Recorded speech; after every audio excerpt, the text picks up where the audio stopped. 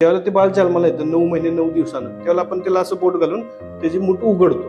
तर त्यावेळेला ह्या 3 रेषा तयार झालेल्या असतात. म्हणजे ह्या जे आहे हस्तरेषा ही आपल्याला आईच्या उदरातनच येत. आता घटना कोणीही टाळू शकत नाही. मी लिहून दिले म्हणून मी घटना टाळू शकत नाही. बरोबर. आपण तीव्रता कमी करू शकतो. पूर्वी पुरुषांचा उजवा हात बघितला जायचा आणि बायकांचा डावा हात बघितला. कारण पूर्वी कसं होतं की बाई ही चूल आणि मूल एवढीच हे होती. तर शुक्र आणि मंगळ ह्याच्यावर बारीक जाळी तयार होते. मग ती सासूरवाशी नसते, तिला सासरीच जात असते. लेडीज मध्ये किंवा मुलींच्या मध्ये म्हणलं तर पीसीओडीची जास्त समस्या आहे की मुलींना त्या पेरणच येत नाहीत. तर ते आपल्याला हातावरनं कळू शकतं. म्हणजे विधी लिखित ते टाळू शकत नाही.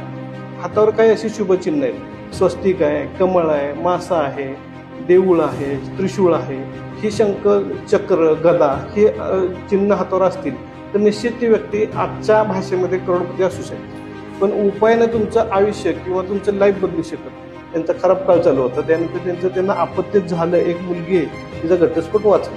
मग ते जर समजा मंगळावरनं इकडच्या मंगळावर लाईन आली असेल तर त्याला डिवोर्स लाईन बोललं जातं. मग त्या वयाला त्यांचा डिवोर्स हा होतो. शक्यतो मी लव्ह मॅरेज करू नका असा सल्ला देतो.